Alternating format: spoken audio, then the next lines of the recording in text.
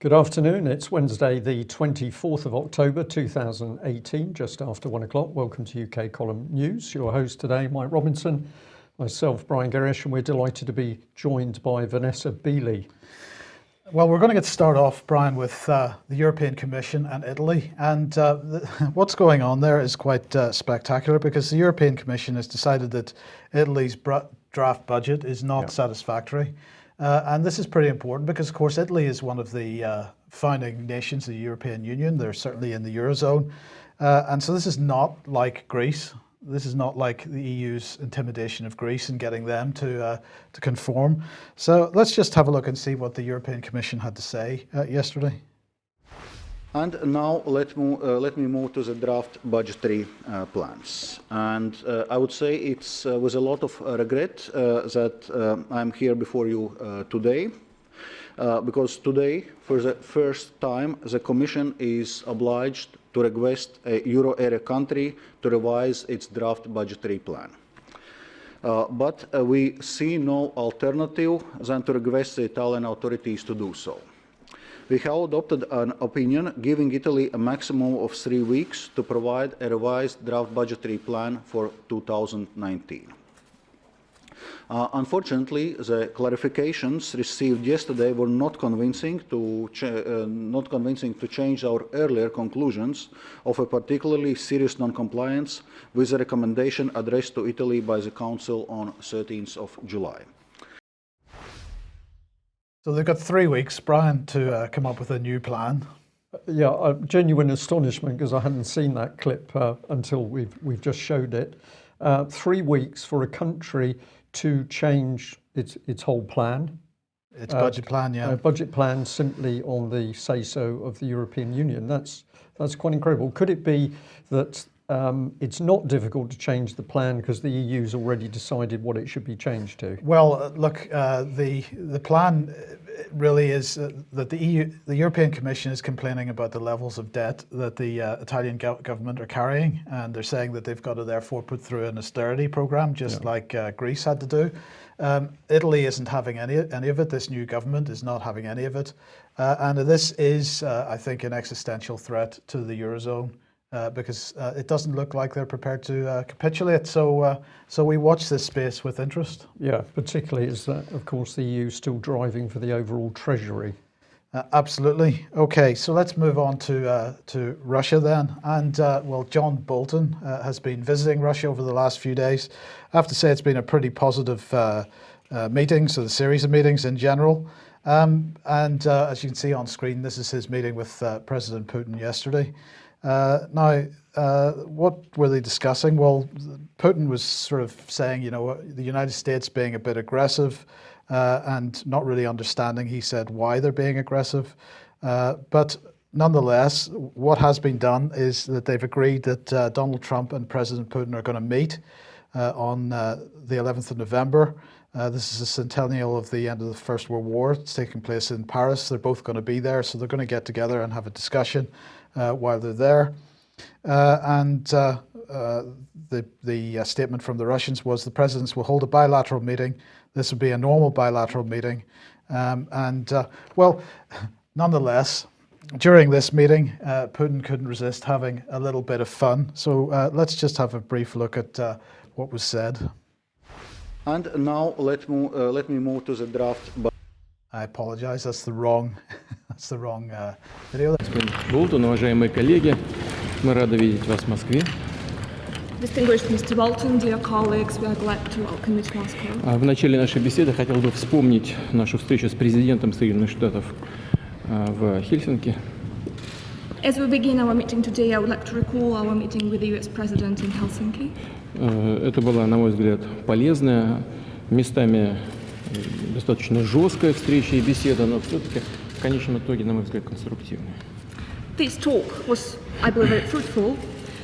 In some parts it was quite harsh, but in general, I believe it was a very constructive meeting.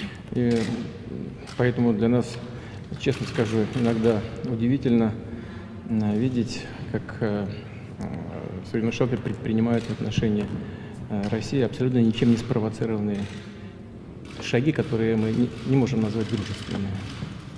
That is why, frankly speaking, I am quite surprised to see steps undertaken by the United States which are not substantiated by anything, and I do not think that they can be called friendly. Насколько я помню, на гербе Соединенных Штатов изображен орлан.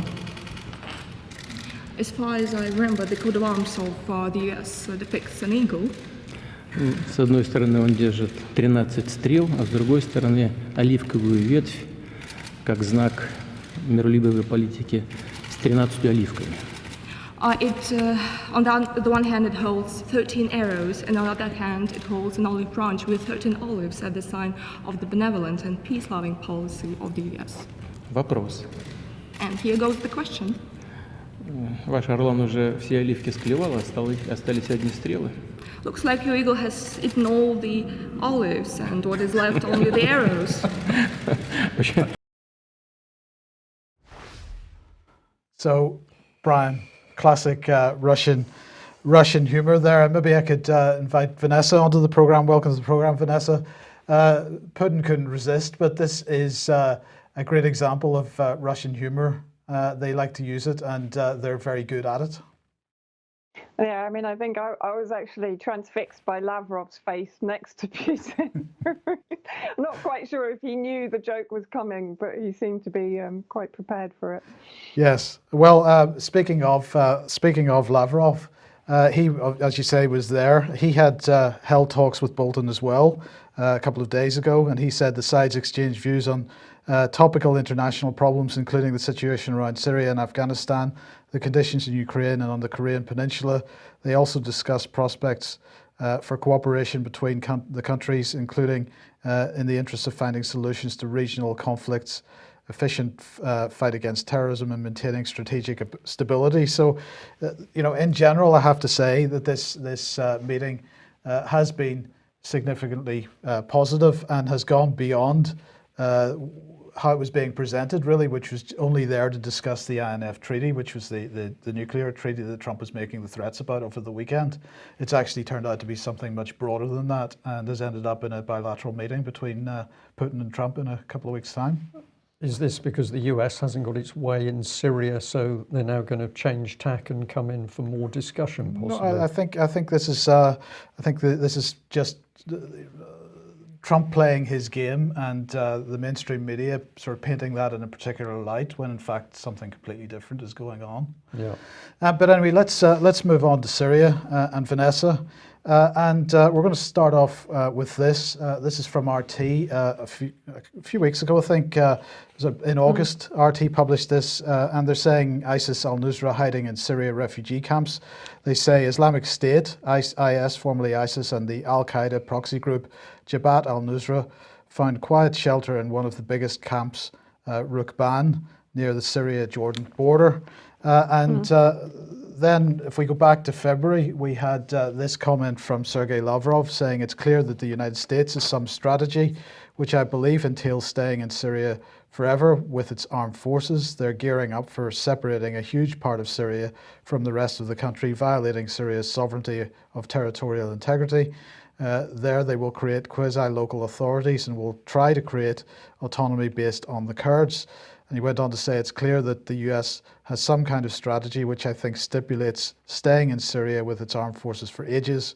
They want to do the same thing now in Iraq and Afghanistan, despite all the promises made earlier. So, Vanessa, this is quite interesting that we've got IS and Al-Qaeda members hiding in refugee camps. How do we then separate them out from the refugees? Well, I mean, this is a common situation to a huge degree. I mean, the camp itself is Rukban camp, which is only, I think, about 11 miles south of the Al-Tanf US military base. Now, bear in mind, recently, during the Sweda massacre at the end of July, which was carried out by ISIS militants that came in from the direction of the military base, so from the northeast of Sweda, which is in the south of Damascus. It's a known sort of protection policy by the US regarding the ISIS terrorist factions, in the sense that ISIS seized the entire area around Al-Tanf base and clearly Rukban refugee camp as a protected area. In other words, it's an area where they can camp, where they can gather their forces, where they can go to for protection, knowing that the Syrian Arab Army and its allies can't enter a certain protection zone or buffer zone around that US-held military area.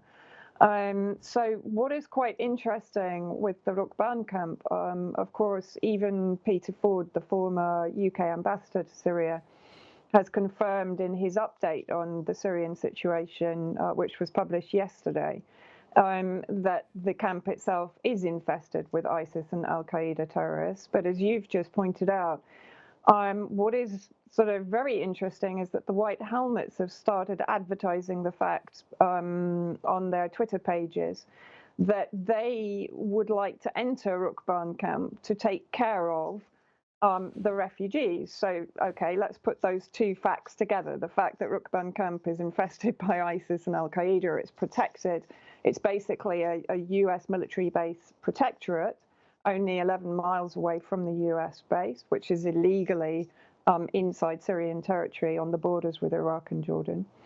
And now we have the White Helmets. We have Asad Hanna, who is the self-proclaimed media and advocacy manager for the White Helmets, putting out announcements that they would like to enter Rukban camp. Bear in mind also Asad Hanna contributes to Chatham House. Okay, so here is the first one here from Asad Hanna. The White Helmets are ready to intervene at Rukban camp on the Syrian, Iraqi and Jordanian borders. The situation in this camp is so inhuman. Every day we're hearing of some people passing away due to the bad conditions. I think it will be incredibly important to have White Helmets there. And then the next tweet, he says, the humanitarian situation in Rukban camp is so bad. This is a camp in the triangle between Jordan, Iraq and Syria, has about 60,000 people, suffered from ISIS, Assad and Russia. No food or medical supplies. What they now need is intervention by the UN. And he includes in this particular tweet a map. And at the bottom there you can see that is Rukban camp right on the border there. So you know, my first question, Vanessa, is how would they get the White Helmets there, bearing in mind at the moment they're mostly in Idlib province, which is in the northwest, right? Yeah, but don't forget that the White Helmets, when they were originally created, they have a training base in Jordan and in Turkey. So it would be very easy to get White Helmet operatives, maybe even some of those so-called White Helmet operatives that were given special evacuation by Israel into Jordan. You know, we still don't have complete figures of those that have come into the various host countries that were going to take care of their resettlement. The UK itself has been particularly clandestine over exactly who those White Helmets are. But what I would also say, and I think this is an important point, is that Rukban camp, the US and the UN push the humanitarian crisis. But if we consider the fact that this camp is largely inhabited by Al-Qaeda and ISIS militants, and that camp is effectively under the control of the US, because it's very hard for UN agencies to approach the camp without permission of the US. This is the sort of dilemma that we have here. So in other words, is this humanitarian crisis being manufactured by the US coalition in order to enable further occupation of that camp by intelligence assets? Of course, that includes the White Helmets. That has to be a serious consideration here. It also shows that despite Trump's protestations that he will withdraw from Syria, that in fact the opposite is happening. America is building up its presence inside Syria. It's maintaining Al-Tanf base. It's suggesting to increase that to include Rukban camp. It is increasing its presence and military equipment supply to its proxy in the northeast, the SDF, which is the YPG. It is basically hovering in the shadows in Idlib, which is effectively occupied by Al-Qaeda, in control of a number of lesser or so-called moderate factions.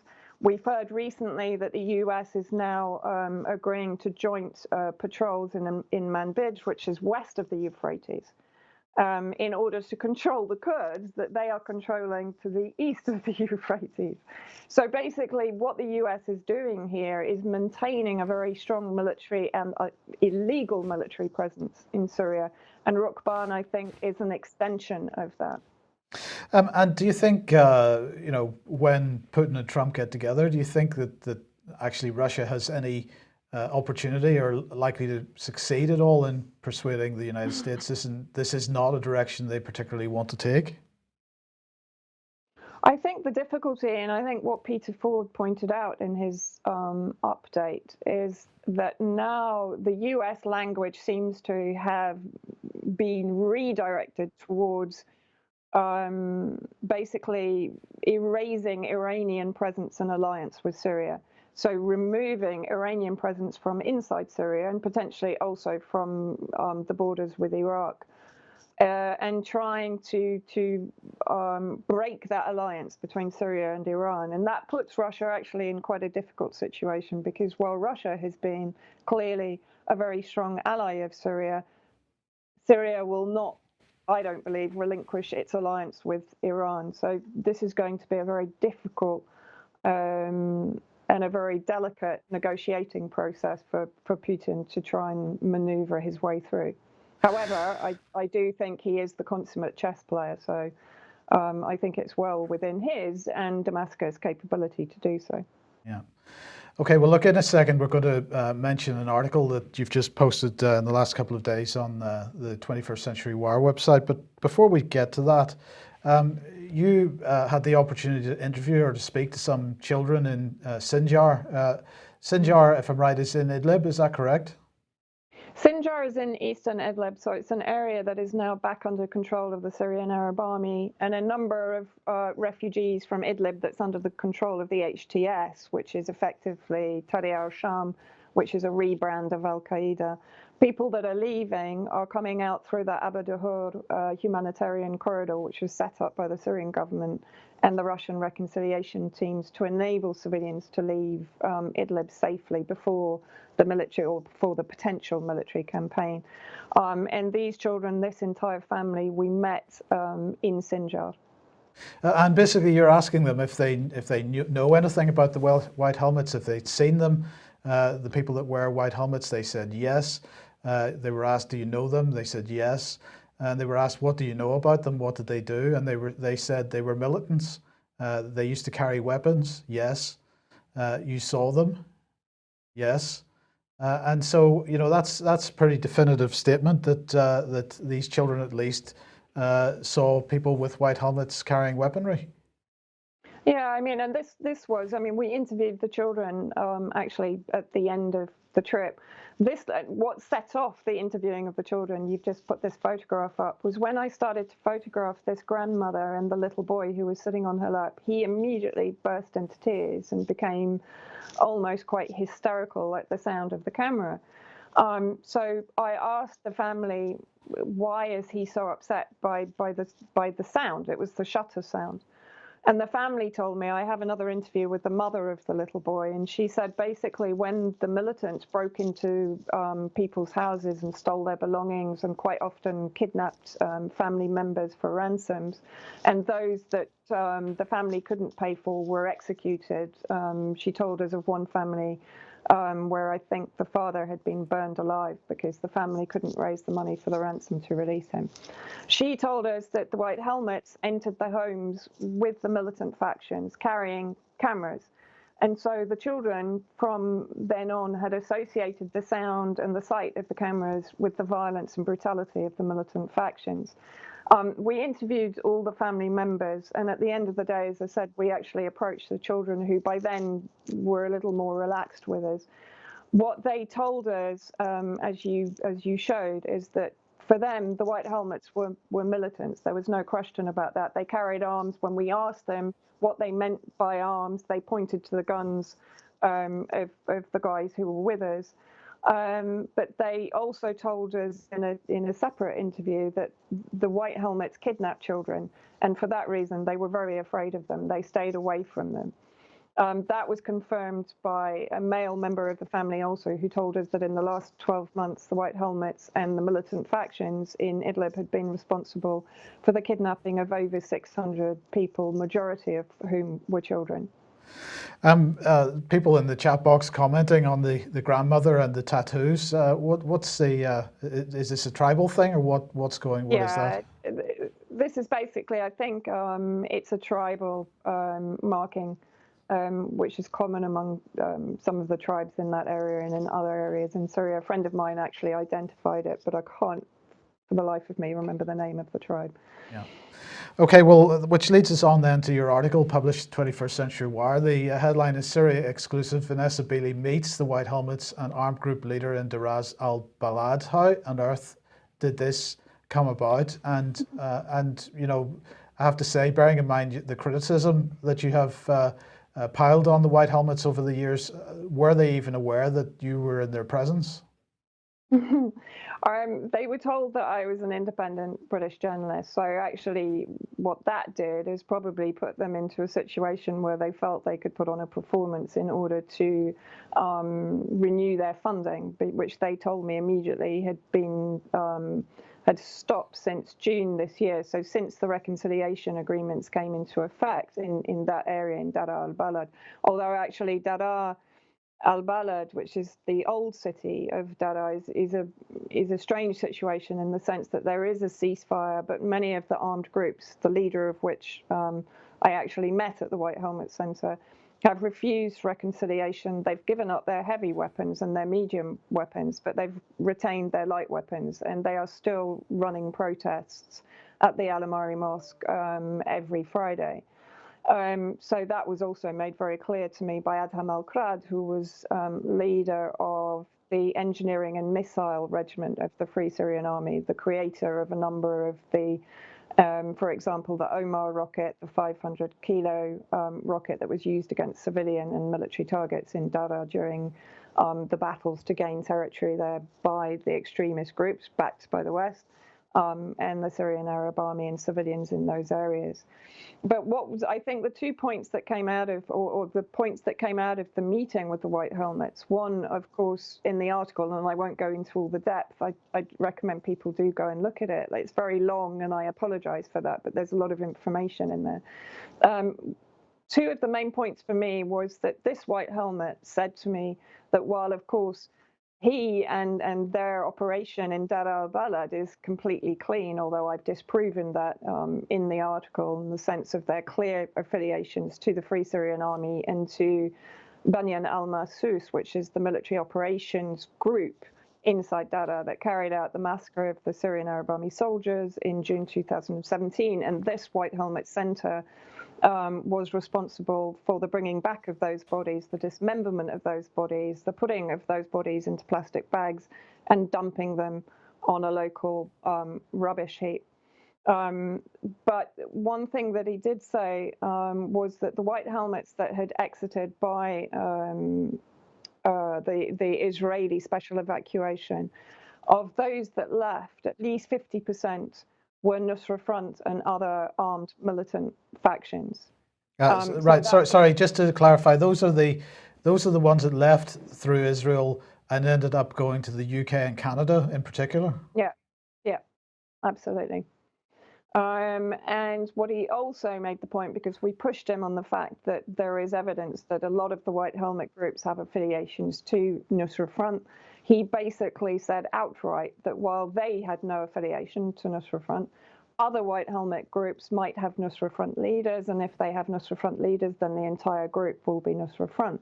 Now, what is very interesting is that this is exactly what I have been saying since 2016, that if the White Helmet group is led by a Nusra Front leader, such as, for example, in East Aleppo, when they were led by Abdulaziz Maghribi, who was a militant member of Nusra Front, and Abu Amara, then it would follow that the members of the White Helmet group under his command would also follow that extremist ideology. So effectively, this was a White Helmet operative confirming what I had suspected and vindicating my arguments for the last 4 years. And I mean, he goes on to give actually quite a lot of other information couched in this performance that he gave on the basis that he considered me to be sympathetic to their cause because I was British. He admitted that they were funded. He didn't actually mention American funded. He clearly mentioned British funding. He said, although we're funded by the British, we don't follow British policy. But he admitted that they were pressured to follow British policy. So clearly, while he was trying to distance himself from his involvement in the White Helmet construct, which was created by British intelligence agencies, he very clearly was not able to do that. Okay. Yeah, just one comment on that, Vanessa. At the moment you were talking policy, that's such a key subject. Where does the policy come that's being used to pressurise these people? And in the first instance, we've got to say it must come through the Foreign and Commonwealth Office. And even on the subject of defence, we're now looking at power and policy coming not through the Ministry of Defence, but through the Foreign and Commonwealth Office. And I think that's a subject which we're going to be looking at in a lot more detail. Okay, Vanessa, we'll end this segment with you with this article that you've published in Mint Press. Now, this is one of, is it 3 articles at the moment? And the headline is The Oligarchs Behind the Humanitarian Regime Change Network Now Exploiting Jo Cox's Death to Push for UK Labour Split. So what are these articles on Mint Press, and what is the purpose of the series, just briefly? Well, the purpose of the series was to basically bring together a lot of the research that I'd done previously into the creation of the Jo Cox Fund, which of course came into existence literally less than 24 hours after her dreadful murder. And when I looked at the originators of the Jo Cox Fund, it became very clear to me that this was not some sort of happenstance. So the 3 articles that I've written with the amazing Whitney Webb at Mint Press basically go into the billionaire oligarch network behind the Jo Cox Fund. And what is very interesting in this part 3 is that what we actually kind of almost stumbled upon was the fact that the US oligarchy, the billionaire network, is effectively influencing British politics. So while the UK and the US are screaming Russia interference in their elections, quietly behind the scenes, the billionaire complex is doing exactly the same thing in UK politics. And where that becomes very clear is with certain high-profile members of the Labour Party who are effectively attempting regime change within the Labour Party and following Blairite principles are being funded and are being promoted and supported by the same billionaire network that are supporting the White Helmets and the regime change operation inside Syria. So I think it's a very interesting subject to look into in greater depth. And hopefully we will do that in the not too distant future. Vanessa, thank you very much for joining us today. Just briefly remind everybody how they can support you if they want to. Yeah, I mean, it would be great if people could go to my Patreon account, Vanessa Beeley on Patreon. As I said before, $1 a month, anything that you can afford just helps me to keep doing what I'm doing and to get back to Syria and to places like that. Thank you. Okay, thank you very much for joining us today. We will see you soon, no doubt. Let's just move on briefly. Quick advertisement for AV 9.1, Democracy in Chains, taking place in the Crown Plaza Hotel in Kensington in London on the 2nd of December 2018. That's a Sunday. It's an all-day event. Tickets are available at alternativeview.co.uk, and you will be speaking at that. Yes, this is true. And I'm just thinking to myself, Mike, that as we report the news we are at the moment, how incredible things are, not only in the UK, but worldwide, how necessary it is for talks such as this one that Ian's putting on in order to get across what's happening. So I think it's going to be a very interesting event. Okay, and Ian Arcrane, I believe, is going to be in the studio tomorrow evening with Mark Steele on Humanity versus Insanity at 7:30. And Fracking Nightmare as usual at 9 p.m. So that's live programs on the UK column live stream tomorrow evening. Hope to see you there. Yep, and let's bring this one up. We've got Christina England has got a very important event on Sunday, the 11th of November. Starts at 9:30 in the morning. Now the location, the venue location is London W11, but the actual venue won't be released until very close to the event. We understand why, because many problems have happened before, but this is a very in-depth and a really knowledgeable group of speakers on the subject of vaccines. So have a look out for that, and if you can possibly attend, please do. Now, the other thing we'd just like to bring you up to date on is the Hofstra case, and this is a few comments on Grandma B, as she's known, Peter Hofstra's mother. Really terrible things happening around this elderly lady. So several of her old friends have been notified by York Social Services that she's been psychologically assessed as not benefiting from visits.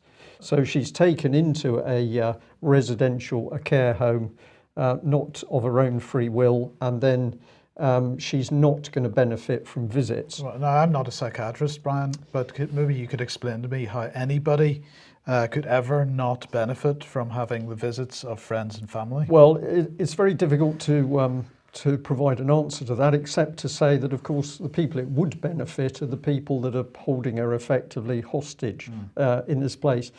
She continues to tell her son that actually she'd love to have people visiting her. And we've got a few more points we'll bring up on there. There's a suspicion she might soon be moved away from Haxby Hall so that the public will not necessarily even know where she is. And the expression used on screen there is being held, because this is how it seems. She is not where she is of free will, and certainly not as far as what she is saying to her own son. The social worker covering her case is a Jane Richardson, and Peter is distraught at what's being done to his mother and says she's being treated worse than a murderer by being denied all contact with the outside world. Her 90th birthday is on the 13th of December, so we're saying cards are very welcome. And also we're encouraging people to ask questions about this case, and we're going to stress, as we always do, that if you're polite and reasonable, you're concise, you put your questions forward in a very reasonable way, that is the most powerful way that you can deal with it. And we know that all of the public bodies get very fearful when they think the large numbers of the public are starting to look in and ask the right questions. So if you feel motivated, elderly lady locked up in a so-called care home, this is not an unusual occurrence in UK. It's happening to thousands of elderly people across the country. If you would like to do something, then start to ask those questions, but please be reasonable. And on the back of that, I'll also just give one headline here on the IICSA child abuse inquiry. This is Nottingham Live reporting that the police commissioner and former social worker Paddy Tipping has been giving evidence at the inquiry. On the right of the screen is quite a lot of detail from Nottinghamshire Live, where they're talking about the people who've actually been called forward. You can freeze the screen to read that. But of course, the inquiry is saying that individuals who were abused at Beechwood Children's Home in Nottingham have come forward to give evidence. But that doesn't include Melanie Shaw. But as you can see from reading through this, everything is carefully orchestrated. So they don't need to interview Melanie Shaw because they've interviewed other people and they've got a rough idea of what sort of happened to some of the children. The police who were running Operation Daybreak, the investigation into the abuses around Beechwood and other children's home, they of course have been allowed to give their evidence in front of the inquiry, and they've also been prepared to say in front of the inquiry that at a particular time when no real progress had been made, not surprisingly they hadn't interviewed key witnesses, there was an attempt to shut down the operation. So I'm going to say that at the moment there's a huge amount of information coming to us about the IICSA inquiry, about Beechwood, about abuse of children in Nottingham. We are working through this and we are putting some very detailed reports together, but that is going to take us a few days. So if you're feeling UK Column is not really reporting on this at the moment, I can assure you that a lot of work is going on behind the scenes. Some individuals are working every day on Melanie's case, and ultimately I think we're going to be able to put forward a pretty accurate report on what has and what has not happened with regard to investigation of child abuse in Nottingham. Okay, let's move on to defence. Well, there's the wonderful HMS Queen Elizabeth on screen. That, of course, video was taken last week when it was visiting New York. Well, today the King and Queen of the Netherlands are visiting Downing Street for the first time, and they're having a working lunch with Theresa May, so they're probably meeting as we speak. And they're announcing that the Netherlands has become one of the first nations to say that they intend to sail alongside Queen Elizabeth in her first deployment in 2021. I think this is exactly what we said would happen, Brian. We said that the UK's that the Royal Navy does not have the ships to create a carrier fleet, and that therefore we would need to be working with European nations in order to do this. And that seems to be what's happening. So Dutch warship, they don't define what size of warship or what type of warship, will participate in the carrier strike group. And it's going to be one of the cornerstones of NATO's defence capability in the years ahead. So if the government is to be believed here, then a unified EU military force is going to be a cornerstone of NATO's defence capability. Maybe we're getting a clue as to what this future relationship between the EU and NATO is going to be. But at this working lunch they're holding today, the Prime Minister is going to announce that defence and security cooperation with the Netherlands, both bilaterally and through NATO, is going from strength to strength as we continue to negotiate a deep security partnership with the EU post-Brexit. Couldn't get clearer than that. She said the Netherlands is one of our closest allies. As we leave the European Union, we will continue to stand side by side to defend against threats to the global rules-based system. So there you go. That is what's going on there. Just add to that, remarkable that the Royal Navy itself would allow another nationality, albeit the Dutch, who are regarded with high regard by the military.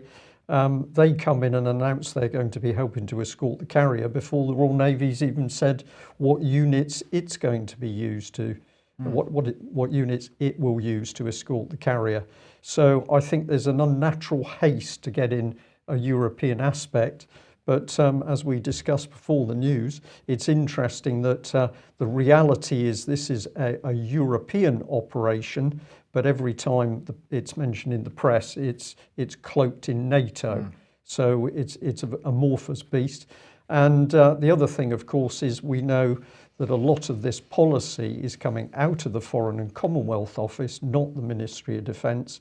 And the group we are particularly interested in is the European Atlantic Group. So Ministry of Defence pushed to one side, it's the Foreign and Commonwealth Office bringing in the European Unified Military Structure. And if we say how desperate are is the British government at the moment to keep everything on this quiet, let's have a look at this letter. Now this was published in the Times and it's created quite a lot of furore. So let's have a look at what it's about. If we bring this up on screen. Essentially, it's a letter written in by some very senior retired military officers. I'll read it very quickly. We welcome the interventions of Lord Armstrong of Ilminster and Lord Butler of Brockwell, impartiality in the civil service letter, October 20th. We're certainly critical of Theresa May, a diminished Prime Minister. In terms of Lord Armstrong's arresting analogy, it is rightly the Prime Minister's duty as organ grinder to control the boy organ grinder Oliver Robbins and his monkey Alastair Brockbank. And if she lacks the grip to deliver a people's vote, then surely now is the time to hand over to a Conservative who can unpick the mess that she's made. The civil service is not what it was in the day of Armstrong and Butler, diminished by merry-go-mandarin appointments that have undermined department loyalty and expertise. It has a more partisan senior leadership. Robbins is the product of this recent culture, a return towards the status quo, and he might in time restore civil service confidence and confidence in the civil service. And if we look at the names of the people who apparently wrote this letter, we've got some very big hitters. There's Major General Julian Thompson, former Royal Marine, head of the Royal Marines, chairman now for Veterans of Britain, Rear Admiral Roger Lane Nott. We've got a Gwynthean Prince, academic board member, and Sir Richard Dearlove, the former chief of the Secret Intelligence Service. So what's so special about this letter? Well, what's so special is the red box is the bit that mysteriously changed between the letter being written and it being published by the Times. Let's have a look at how this was done. So this is the original phrase that the authors of the letter used. If the Prime Minister lacks the grip to deliver the will of the people's vote 2016, then surely now is the time to hand over. And after going through the hands of the Times letters team, it became this. If the Prime Minister lacks the grip to deliver a people's vote, then surely now is the time to hand over. And the key point here is that people's vote is the brand of the next referendum. Is the second referendum. Yes. So what they've done is to take the meaning from saying the people have voted and the government needs to follow through their vote, which is to leave the European Union, and mysteriously, with some crafting, the sentence now reads the exact opposite. And quite rightly, Veterans for Britain have been pretty shirty about this. They say the first version clearly shows that the signatories are referring to the referendum in 2016 as the people's vote. And now it's changed to actually appearing to support the idea of a second referendum. We spoke to the Times this morning and they said, well, the changes were approved by Major General Julian Thompson, to which we said, even that one particular sentence. Then it got a bit wobbly. They said they would come back to us with a response by email, which I don't believe we've received as yet. But Veterans for Britain say that some changes were discussed with the paper, but that he was not alerted to this particular change. So this is pretty, it seems either an incredible mistake by such a high-profile paper or something pretty dirty was going on here. Is it possible it was a mistake? I don't think it was. And let's remember Dave Barmby and his book, The EU, a Corporatist Racket. If you haven't read this book, it is outstanding. It's very small, very easy to read. And in the book, using the government's own paperwork, it shows how there was a plan to manipulate what was reported in the press and media in order to take Britain into the EU in the first place. And that included playing around with letters submitted as if they were from members of the public. So we're just going to reinforce that. And we're also going to say that things now with the military are so serious, we have nearly lost control of the military under EU military unification. And the UK column is assisting an emergency defence briefing where we're going to be talking about what's really happening with this.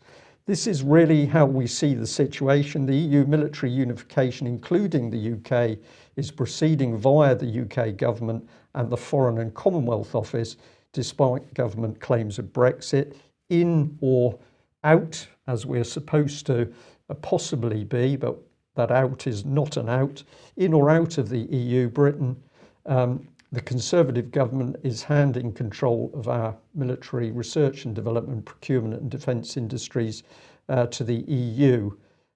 Without a sovereign military, the UK will no longer exist as an independent nation state. And since defence is tied in with security, it's not just about troops, it is also about policing of the United Kingdom. We cannot put it more strongly that if the government can get this subterfuge through, which is talk Brexit but hand the whole of Britain's EU military structure to the EU, we simply do not exist as a country. So the emergency briefing is going to take place on Saturday the 3rd of November, start time 12 o'clock. It'll be at the 7 Stars Hotel, Totnes, Devon, TQ9 5DD. Tickets, £5 on the door, might be slightly more, but it will be a very modest charge because this is such an important briefing. And we're going to ask for as much help as possible from our viewers and listeners to help promulgate this event at such short notice. Yeah, so we'll leave it there. Yeah. Okay. No, we'll leave it there. Oh, we'll leave it there. Yeah. Leave it there. Yeah. Okay. Well, I suppose that is a good place to leave it, isn't it? Okay. If you're not already a subscriber of UK Column, please do consider taking out a subscription. We'd like to thank people who've donated to us. Your financial support is needed for us to do what we do and for us to improve what we do. So thank you for that support. We'll be back at the same time, losing track of my week now on Friday. Yeah. Thanks for joining us. Bye-bye. Bye-bye.